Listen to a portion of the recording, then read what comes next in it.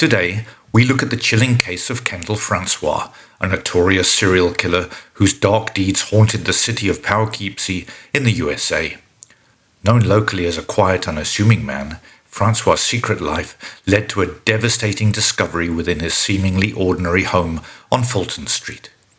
We follow the story, which begins with the disappearance of several women from the Poughkeepsie area, leading to a tense and dramatic police operation.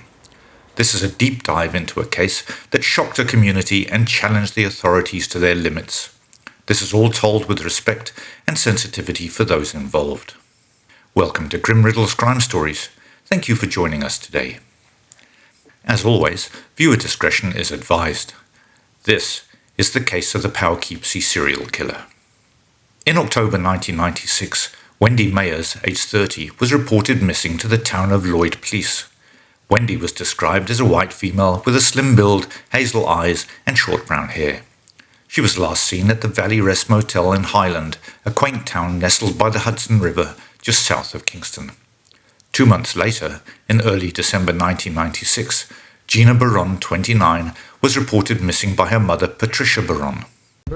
Gina was with her boyfriend Richie, and it was around 2 or 3 in the morning, and they had a fight. She told him to get lost, and he did. He left.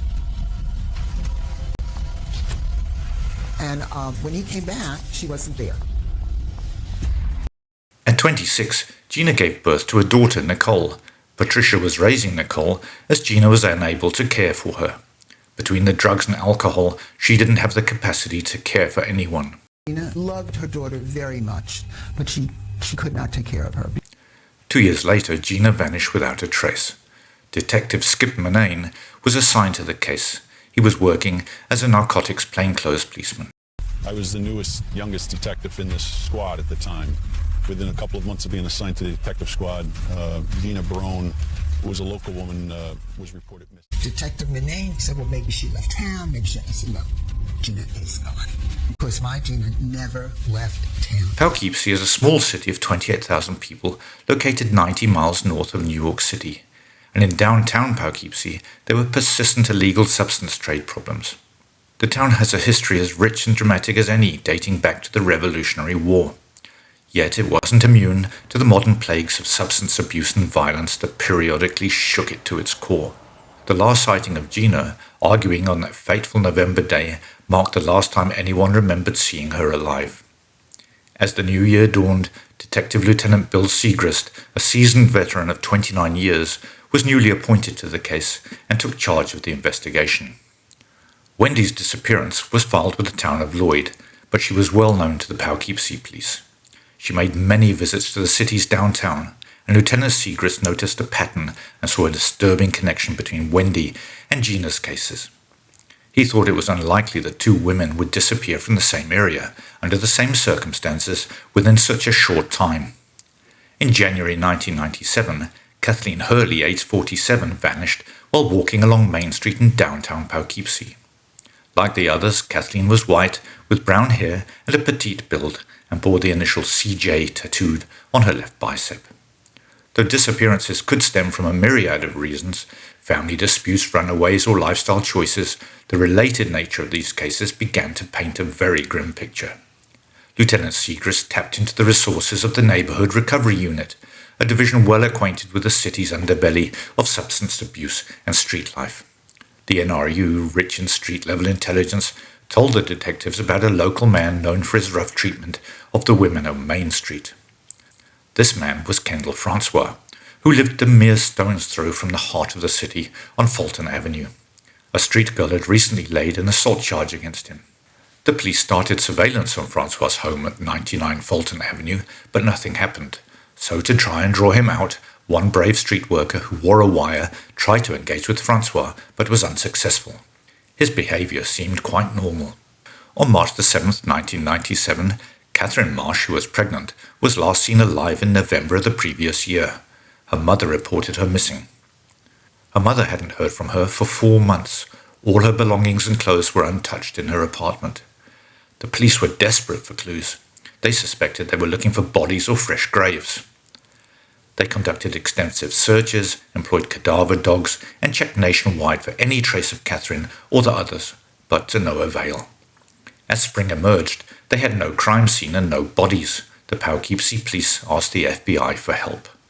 But even the FBI couldn't make any headway. There was simply no evidence that any crime had been committed.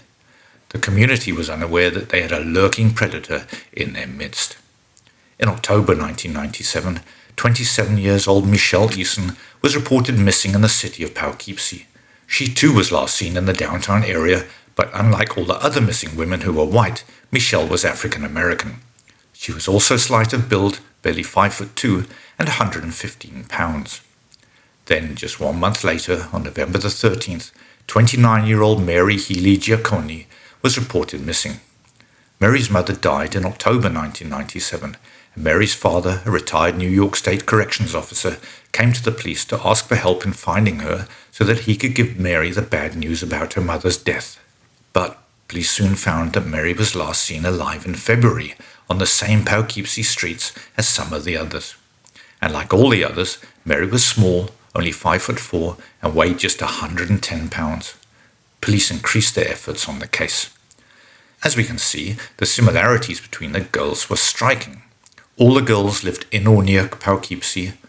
All had the same physical build. Several of the girls had been arrested for street work, and most did not have regular contact with their families. But all shared one common bond. They had simply vanished. Over the following months, the Poughkeepsie police deployed a lot of different strategies to uncover the whereabouts of the missing women. Helicopters buzzed over Dutchess County, while state police scoured the Hudson River and its banks regularly. I wanted to get the state police helicopter to come to Poughkeepsie to fly over the areas where the prostitutes were known to have taken their jobs. I wanted them to do it soon before the vegetation started to grow on the trees so that they could see down to ground level. We checked the shoreline of the Hudson River, we checked the railroad tracks, checked the wooded areas around the city, and all the areas that the prostitutes were known to take their jobs. We kept coming up with nothing, zero. Police informants were squeezed for any information, and hundreds of individuals were interviewed. Despite these extensive efforts, the absence of hard evidence or any bodies left the investigation at a frustrating standstill. Greg McCreary, a former FBI profiler, said that these cases were well beyond suspicious. The fact that some of the missing were street workers only deepened the concern, as their habit of getting into cars with strangers increased their vulnerability. The investigation's complexity was further amplified by a rotating cast of suspects. A man from the South, who had settled in Poughkeepsie in the summer of '97, was scrutinized after revelations of his past conviction for indecent assault and potential links to another missing person case. This individual remained a significant suspect almost until the case's resolution. Meanwhile, local testimonies from people on the street brought another suspect to the police's focus due to his aggressive behavior. In June 1997, another local was arrested for assaulting a Poughkeepsie woman. He had an alibi, though, as he had been in custody when the first 3 women disappeared. Furthermore, the boyfriend of one of the missing women, known for his extensive criminal past and history of violence against women, was also considered a possible suspect. Up in Pine Plains, New York, about 25, 30 miles northeast of the city of Poughkeepsie. He was, we know him as a street guy. He was involved in drugs, and he was a tough guy. He was a street person. He'd do minor thefts and commit small crimes, and he had a police record. He was just an addict for the drug, and he was a nice enough guy when he was straight and sober, but when he was high, he was like any other addict. But after questioning him, the investigators decided that Richie wasn't involved in Jeannie's disappearance. Despite these leads, as each was pursued and subsequently dismissed, one name kept on appearing on the suspect list: Kendall Francois. As the investigation dragged on, public anxiety kept growing with criticism of the police. Many in the community felt the cases of the missing street workers were not being taken seriously enough. However, the police maintained their stance, with Lieutenant Segrist explaining the challenge posed by the victims' unpredictable lifestyles. These girls don't have set schedules. It took time for the families to realize something was wrong, and then they even thought for a while they might turn up. By the time the local newspapers picked up the story, the Poughkeepsie police had been diligently working the case for over 8 months, largely in silence due to the sensitive nature of the ongoing investigation. In early January of 1998, the decision was made to interview Francois to let him know he is a suspect and to put pressure on him. The police observed his routine meticulously. Each morning he would drive his mother to a job at a nearby psychiatric centre, and then he would roam the streets of downtown Poughkeepsie. Lieutenant Segrist decided to pick up Francois for an interview. Displaying a calm and cooperative manner, Francois willingly complied and answered all questions posed by the police. They showed him photos of the women, and he agreed to take a lie detector test. After the interview, the police visited Francois' residence, where he allowed only one detective to come and have a brief look inside. The conditions inside were appalling, with garbage strewn about and a pervasive foul smell. We go to the house, and Kendall brings me up the driveway, and we go into a side door to enter the house. I'm just shocked at the condition of the home. It was unbelievable. There's no doors on any of the cabinets. Everything's a mess in the cabinets. There's rotting food all over the counters. The sinks are filled with dirty dishes, and there's roaches all over. There's layers of live maggots and dead maggot shells all over. It's just like in total disarray. It's an unbelievable sight to see a house like this. But there was nothing that appeared criminal there. We're walking around the house, and he's not allowing me to go into any rooms or open any doors except his bedroom. He brings me into the bedroom, and the bedroom is worse than the rest of the house, with the rotting food and the garbage piled up all over the place and clothes strewn about the whole room. Of course, as he's looking for the nail file, I'm looking around to see if I can find anything to lead us to believe he's connected to the missing women. Francois couldn't find the nail file. Then suddenly, he became agitated. He says to me, in a panic way, we have to get out of here. We got to go. We got to leave the house. We can't stay here. My parents don't want anybody in the house. So we leave his room, and we're going to walk downstairs and go back to the car, and I jump out in front of him in the house and walk in front of him because I figure this is a good time for me to try and get down into that basement, see if I can find any evidence down there. I get down a couple steps ahead of him, and I start walking down the basement stairs. And he grabs a hold of the back of my collar, and he almost yokes me back, and he said, this isn't the way out. Yet no incriminating evidence was uncovered, and legally, Francois was free to continue his daily activities. In late January 1998, when Francois was implicated in another assault, he had picked up a woman on Cannon Street and taken her home. They had an argument over money that led to physical violence. Francois assaulted the woman and coerced her into intercourse. He then returned her to Cannon Street. The victim, though reluctant, reported the incident to the police, leading to Francois' arrest. He later pleaded guilty to third-degree assault, just a misdemeanor, and was sentenced to 15 days in jail on May the 5th. On June the 12th, 1998, in the quiet of Dover, a small town about 20 miles east of Poughkeepsie, there was a new disappearance. Sandra Jean French was a 51-year-old woman with hazel eyes and a very slight build. She weighed just 120 pounds and stood at only 5 feet tall. Sandra's car was later found abandoned just 3 blocks from the Francois home in Poughkeepsie. In response to a growing list of similar disappearances, in July 1998 the Missing Women's Task Force was formed. This was a dedicated team drawn from both the city and town police forces of Poughkeepsie, as well as from the New York State Police, all under the leadership of Sergeant Michael Hawken of the city of Poughkeepsie. The team established their base in downtown Poughkeepsie at the intersection of Market and Main Street, close to the heartbeat of the community and not far from the police station. The timing of this was significant. Task forces of this nature were usually convened after bodies had been discovered. Even though there were no bodies, it highlighted the serious nature of the disappearances. Every tip and piece of information had to be meticulously scrutinized and pursued. Daily, the detectives pored over teletypes from the National Crime Information Center, which circulated details of every unidentified body reported across the United States. But again, they found no trace. Now they were convinced that they were dealing with a serial killer. Despite these suspicions, the task force maintained a strict code of silence about the details of their investigation, a crucial element in maintaining the integrity and effectiveness of their work. On August 26th, the disappearance of Katina Newmaster, a brown-haired, slightly built 25-year-old, added to the urgency.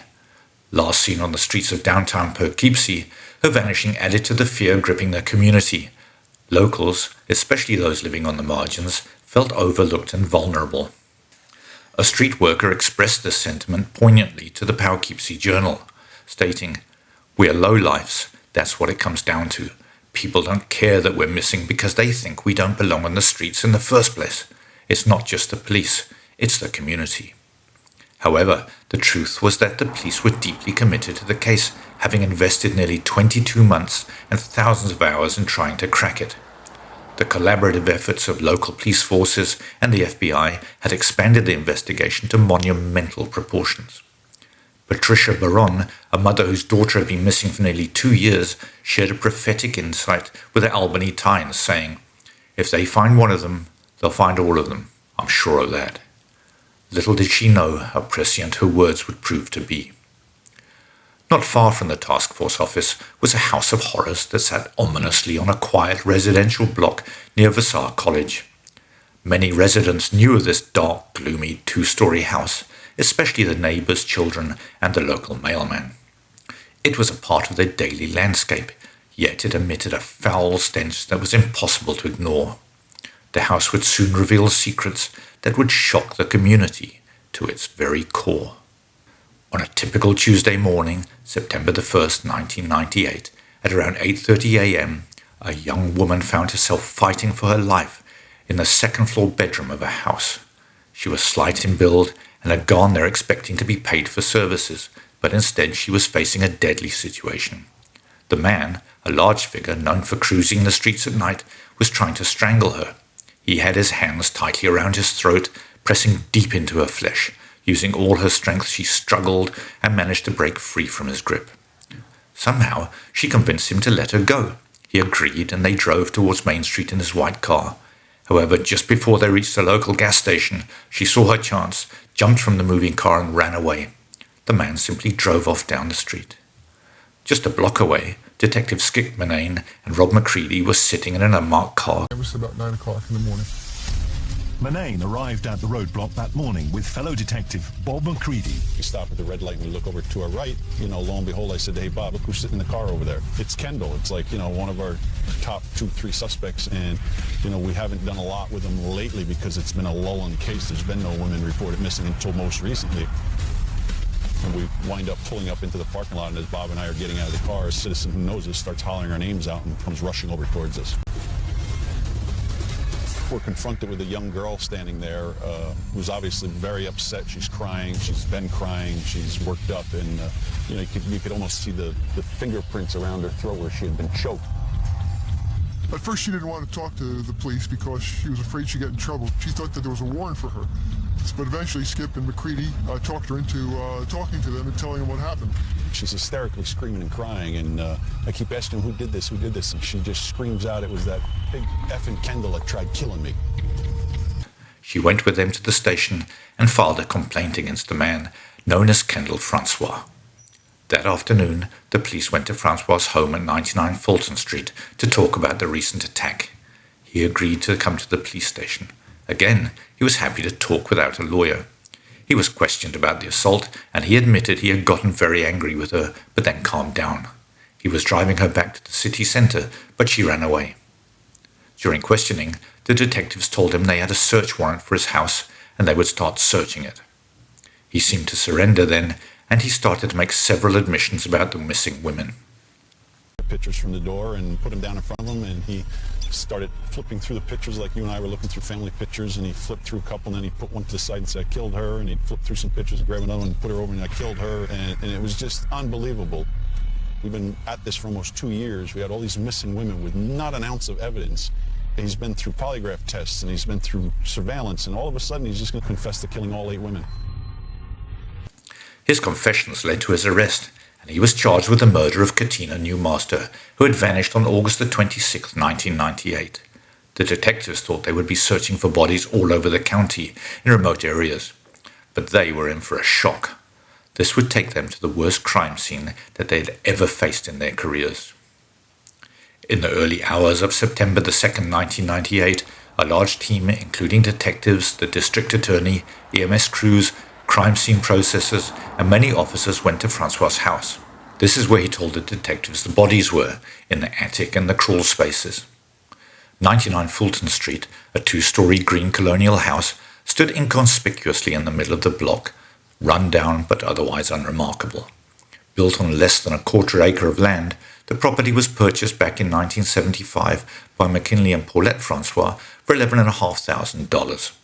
This part of town average compared to other neighborhoods, was popular with college students who rented homes in the area. Kendall Francois' mother opened the door for the police. The family, surprisingly, were unaware of the full extent of the horrors within their very home. They waited at the town of Poughkeepsie Police Department as officers prepared to search the premises. Within an hour, the grim reality began to unfold as the first body was discovered. The area was quickly secured, with Lieutenant Segrist stating their determination to preserve the scene at any cost. Deciding against a nighttime operation, the New York State Police opted to wait until daylight to continue.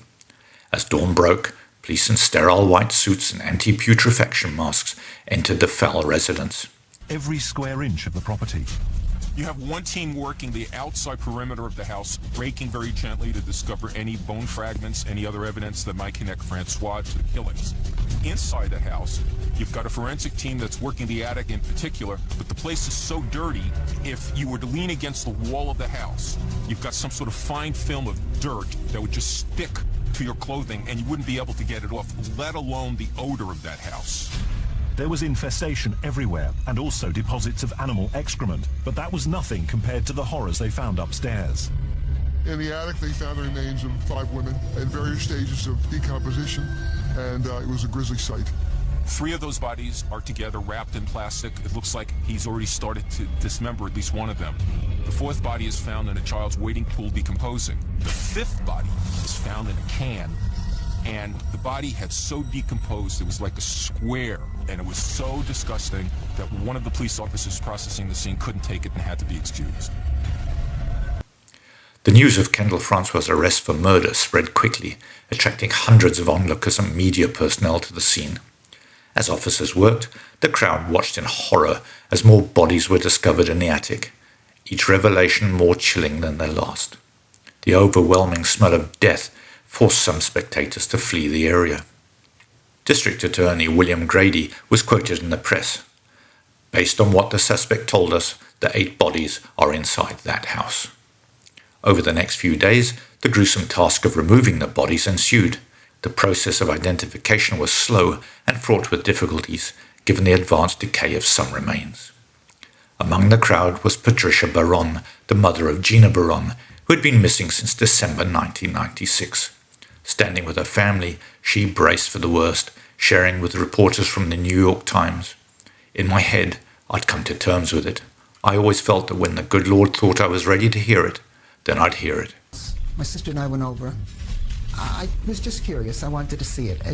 I didn't have any real feeling, but maybe I just wanted to know where my Gina spent that time. Over the next 5 days, as the search continued, the crowds and media presence only grew.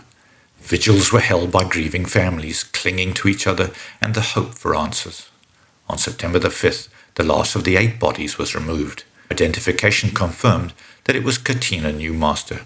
Soon after, the identities of Gina Baron, Sandra French, Catherine Marsh, Wendy Mayers, Kathleen Hurley, and Mary Giacconi were also confirmed. Among the victims was Audrey Pugliese from New Rochelle in New York, previously unreported as missing. Audrey Pugliese was a 34-year-old woman who had moved to Poughkeepsie about 6 months prior. She was involved in prostitution, and she had never been reported missing. It was very sad when they told us all the girls' names, and one of them, Audrey Pugliese, was never even declared missing by anyone. It was just such a sad thing to think that somebody could disappear and not even be missed. Kendall Francois was charged with second-degree murder the morning after the search began. Though he had legal representation, he remained silent, offering no further explanations. Kendall Francois was a native of Poughkeepsie, growing up on Fulton Street. He completed his education at Arlington High School in 1989, where he was known for his towering 6'4" stature and as a member of the school football team. Following high school, he enlisted in the Army in 1990, receiving his basic training at Fort Sill. By 1993, Kendall was back in his hometown, attending Dutchess County Community College as a liberal arts major, a pursuit he continued sporadically until 1998. At the time of his arrest, Kendall was unemployed, although he had held various jobs previously. From 1996 to 1997, he worked just a few miles from his childhood home at Arlington Middle School, where he served as a school monitor. During his tenure, several teachers raised concern about his interactions with the female students, noting his tendency to touch their hair and make inappropriate jokes. Despite these complaints, Kendall's official record at the school remained unblemished. However, he was not without a nickname among the children. They called him Stinky. As the mysterious disappearances unfolded, Kendall was living with his parents and younger sister, who all professed ignorance of any sinister activities. This ignorance seemed puzzling, especially considering his mother's long tenure as a nurse at the Hudson River Psychiatric Center. The family's explanation for not detecting anything amiss was peculiar. Kendall had explained away an odor in the house by claiming a family of raccoons had died in the attic, and he was struggling to remove them. As the gravity of the accusations against Kendall came to light, his family was thrust into turmoil. In a statement delivered through their attorney, they expressed their distress. "We find ourselves plagued by unimaginable circumstances. Our youngest son is suspected of committing grave offences from which his life hangs in the balance. We have virtually lost everything, our home, and thrown into the street with only the clothes on our backs. Under these extraordinary circumstances, we request that the public and media respect the only two things we have left, our privacy and personal respect." On September the 4th, 1998, Kendall Francois was indicted in Dutchess County Court for the murder of Katina Newmaster, even as the search for more bodies continued at 99 Fulton Avenue. Forensic experts using special X-ray devices scoured the property to locate any hidden remains. And that crime scene investigation lasted for 29 days. The search, conducted in relentless rain, drew crowds and media to the scene. The somber atmosphere was palpable. Memorabilia from the victims' families dotted the landscape near the Francois home. Nearby, at the Holy Trinity Church, a memorial service offered some solace to the grieving families and overworked police. On September the 9th, the public saw Francois for the first time since his arrest as he stood in court to enter a not guilty plea. Clad in simple black pants and a white shirt, his expression remained impassive. By October the 13th, Francois faced more charges, including 8 counts of first-degree murder. His legal team, aware of the potential for a death sentence, filed a guilty plea on December the 23rd in an attempt to avoid it. However, the complexities of New York's death penalty laws required prosecutors to formally seek this sentence within 120 days of an indictment, a process not yet initiated at the time of his plea. The legal battle continued, and on February the 11th, 1999, the court decided against accepting a guilty plea before the death penalty was officially pursued. This decision was later upheld by the State Court of Appeals on March the 31st, 2000, maintaining that a defendant could not preemptively plead guilty to circumvent a potential death sentence. The climax of Francois' trial came on August the 7th, 2000, in a courtroom packed with the victims' families and friends. Despite the charged atmosphere, Francois offered no personal statements, speaking only through his attorney to express remorse. Ultimately, he was sentenced to life in prison without the possibility of parole, confined to a cell for up to 23 hours a day. The sentencing didn't conclude all the anguish, as the case of Michelle Eason, the only African-American among the missing and not found in Francois' home, remained unresolved. As of May 2000, her whereabouts were still a mystery, leaving a lingering question in a case marked by profound tragedy and her community's unresolved grief. In prison, Kendall wrote to a Poughkeepsie resident, Christina Sharp. This is an extract from one of the letters. If you want to know something about me, I was once filled with a darkness so complete, I'm not even sure that it was part of me. It didn't feel like it.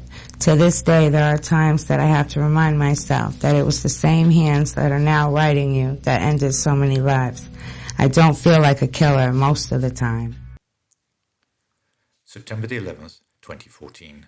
Kendall Francois, 43, died Thursday of natural causes at Wendake Correctional Facility's Regional Medical Unit in Erie County, the State Department of Corrections and Community Supervision said on Friday.